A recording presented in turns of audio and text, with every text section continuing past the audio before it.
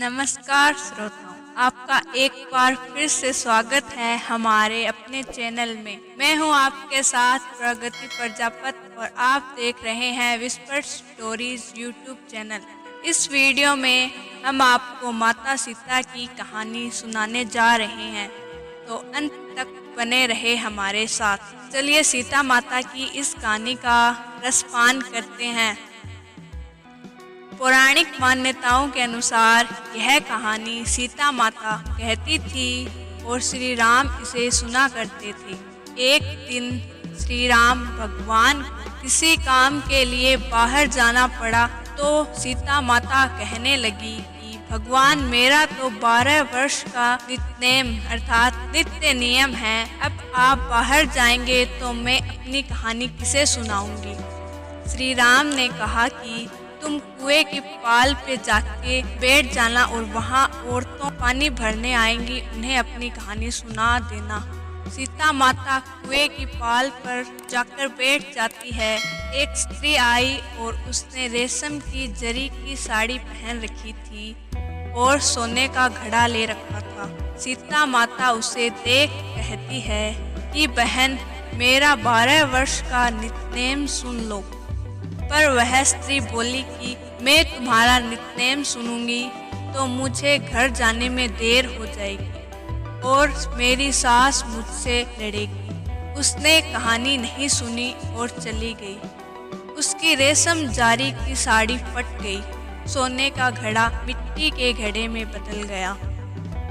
सास ने देखा तो पूछा कि ये किसका दोस्त अपने सिर लेकर आ गई है।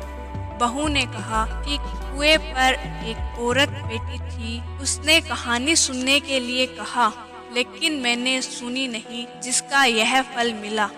बहू की बात सुनकर अगले दिन वह साड़ी और घड़ा लेकर सास कुएं की पाल पर गई। सास को वही माता सीता बैठी मिली तो माता सीता ने कहा कि बहन, मेरी कहानी सुन लीजिए। सास बोली कि एक बार छोड़, मैं तो 4 बार कहानी सुन लूंगी। राम आए, लक्ष्मण आए, देश के पुजारी आए, नित्यनेम का नेम लाए। आओ राम, बैठो राम, तप्पी रसोई जियो राम, माखन मिश्री खाओ राम, दूध बताशा पियो राम, सूत के पलका मोटो राम, साल दुसाला पोठो राम, साल दुसाला ओढ़ो राम। जब बोलूं जब राम ही राम, राम सवारे सबके काम, खाली घर भंडार भरेंगे, सबका बेड़ा पार करेंगे।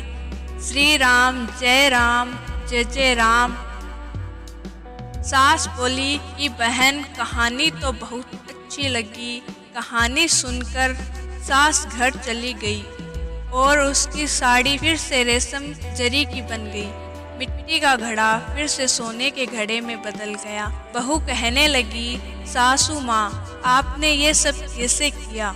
सास ने कहा कि बहू, तू दोष लगा के आई थी और मैं अब दोष उतार कर आ रही हूँ। बहू ने फिर पूछा कि वह कुएं वाली स्त्री कौन है।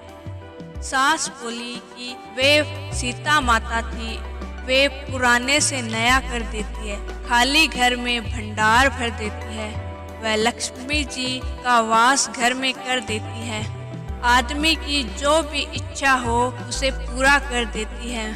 बहू बोली कि ऐसी कहानी मुझे भी सुना दो। सास बोली कि ठीक है, तुम भी सुनो। और सास ने कहानी शुरू की।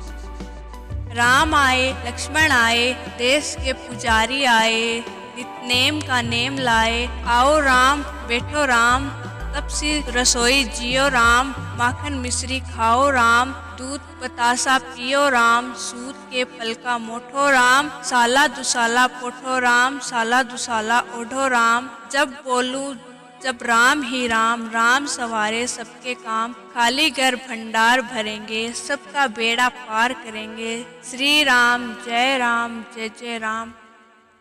कहानी सुनकर बहू बोली कि कहानी तो बहुत अच्छी है। सास ने कहा कि ठीक है, इस कहानी का रोज कहा करेंगे।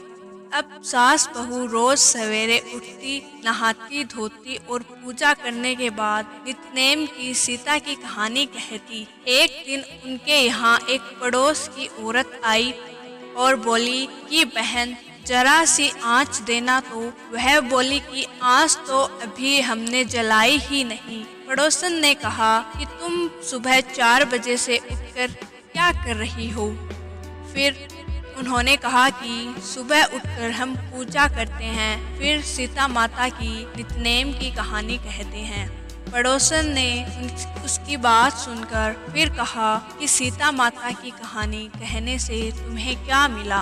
वे बोली कि इनकी कहानी कहने से घर में भंडार भर जाते हैं, सारे काम सिद्ध हो जाते हैं, मन की इच्छा भी पूरी होती है। पड़ोसन कहती है कि बहन ऐसी कहानी तो मुझे भी सुना दो। फिर वह बोली ठीक है, तुम भी यह कहानी सुन लो।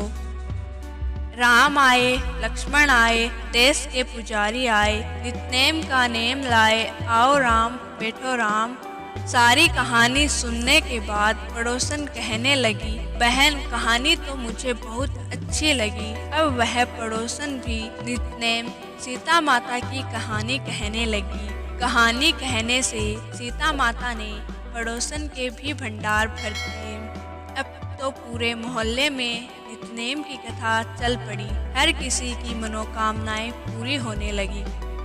हे सीता माता, जैसे आपने उनके भंडारे भरे वैसे ही आप हमारे भी भंडारे भरना। कहानी सुनने वाले के भी और कहानी कहने वालों के भी। ये थी आज की कहानी। आशा करते हैं आपको ज़रूर पसंद आई होगी। चैनल पर पहली बार आए हैं तो चैनल को ज़रूर